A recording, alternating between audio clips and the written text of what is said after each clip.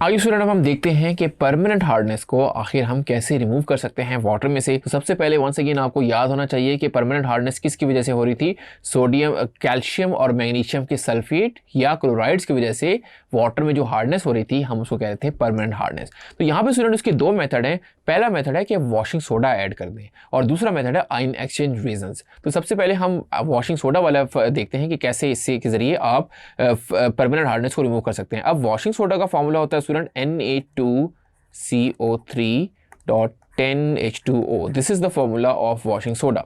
और जो हमारे पास आ रहा है वाटर जिसमें परमानेंट हार्डनेस है, उसमें लेट सपोज हम कहते हैं कैल्शियम के सल्फेट हैं CaSO4।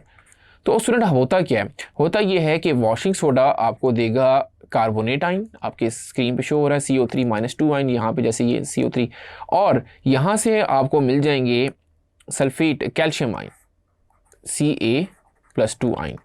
अब ये दोनों मिलके क्या बना देंगे, ये दोनों मिलके बना देंगे CaCO3, कैल्शियम के बन जाएंगे कार्बोनेट्स। तो स्टूडेंट देखें कैल्शियम का सल्फेट किस में कन्वर्ट हो रहा है, कैल्शियम के कार्बोनेट के अंदर। सो होपफुली आपको ये क्लियर हो गया होगा कि इस तरीके से हम वाटर में परमानेंट हार्डनेस को रिमूव कर सकते हैं कि वॉशिंग सोडा मिलाएं। सो उसमें जो आपका Ni पॉजिटिव आइन, यहाँ पे M means Ni positive ion which can be calcium, which can be magnesium, जब वो मिलेगा कार्बोनेट नेगेटिव के साथ, ये जो यहाँ से आया, सो क्या बना देगा वो MCO3 यानी कैल्शियम का कार्बोनेट या मैग्नीशियम का कार्बोनेट भी हो सकता है। जैसे यहाँ पे देखें ये इसको रिप्रेजेंट कर रहा है कैल्शियम को, और M+2 इनफैक्ट यहाँ पे हम लिखेंगे दिस इज M+2। स्टूडेंट यहाँ पे जो आपका आयन है वो एक्चुअली +2 वाला आयन है। सो इस वजह से हम यहाँ पे जो आप चार्ज लेंगे वो M+2 वाला यहाँ पे चार्ज लेंगे। सो होपफुली आपको क्लियर हो गया होगा कि वॉशिंग सोडा के वजह से, कि वॉशिंग सोडा के जरिए कैसे हम वाटर में परमानेंट हार्डनेस को रिमूव कर सकते हैं।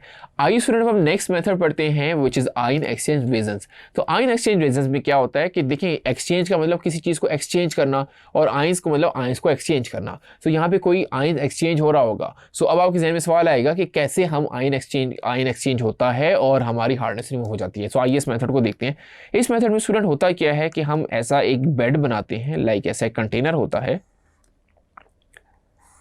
इस कंटेनर में एक्चुअली यहाँ पे बनता है सेंटर में एक बेड जिसमें होते हैं कुछ जियोलाइट। अब ये जियोलाइट क्या होता है, लेट सपोज हम बात करते हैं ये सोडियम के जियोलाइट हैं जिसको हम नाम देते हैं Na2Z का, सोडियम का जियोलाइट। अब स्टूडेंट सोडियम का जियोलाइट मतलब कि इसमें सोडियम एल्यूमिनियम सिलिकेट हो सकता है, जिसका ये मटेरियल जिससे ये बना हुआ होता है। सो इसका मतलब क्या होता है, ये आपको देगा एक्चुअली सोडियम आयन, यानी सोडियम का जियोलाइट आपको क्या प्रोवाइड कर रहा है, सोडियम आयन प्रोवाइड कर रहा है। ये आपने ध्यान रखना है। अब ऊपर से आप एंटर कर रहे हैं वाटर, जो कि कौन सा वाटर है, मैं यहाँ पे लिख देता हूँ which is hard water. Hard water है तो उसके अंदर क्या हो सकता है, उसके अंदर कैल्शियम क्लोराइड हो सकता है या कैल्शियम का सल्फेट हो सकता है। ये भाई हम देख कर आए हैं, कैल्शियम सल्फेट या कैल्शियम क्लोराइड की वजह से क्या होती है, वाटर के अंदर परमानेंट हार्डनेस होती है। तो वो हम ऊपर से यहाँ पे एंटर कर रहे हैं। जैसे ही ये वाटर नीचे आ रहा है, ये वाटर यहाँ से नीचे गिरेगा और इस बेड में से पास होगा जिसमें सोडियम जियोलाइट का बेड है। सो आप देखेंगे कि कैल्शियम का जो क्लोराइड है वो इस सोडियम के आयन से एक्सचेंज हो जाएगा, यानी कैल्शियम आयन सोडियम के आयन से एक्सचेंज हो जाएगा और ये कन्वर्ट हो जाएगा सोडियम के क्लोराइड के अंदर, यानी NaCl बन जाएगा। और स्टूडेंट यहाँ पे जो कैल्शियम का सल्फेट था उससे क्या बन जाएंगे, सोडियम का सल्फेट Na2SO4। सो स्टूडेंट आपने देखा कि जो हुआ क्या है यहाँ पे, कि जो सोडियम का जियोलाइट था यानी जिसमें Na2Z था, वो कैल्शियम से एक्चुअली क्या हो रहा है, दोनों कैल्शियम से रिप्लेस हो रहा है। तो यहाँ पे क्या बन जाएगा, ये बेड थोड़ी देर बाद आप देखेंगे कि ये जो बेड है ये किसका हो जाएगा, ये हो जाएगा कैल्शियम के जियोलाइट का, CaZ का हो जाएगा थोड़ी देर बाद। और यहाँ से जो आपका वाटर है उसमें क्या है, NaCl है और Na2SO4 है। अब इसकी वजह से वाटर में हार्डनेस नहीं है, तो यहाँ पे जो वाटर आपका निकलेगा वो क्या कहलाएगा, वो कहलाएगा सॉफ्ट वाटर।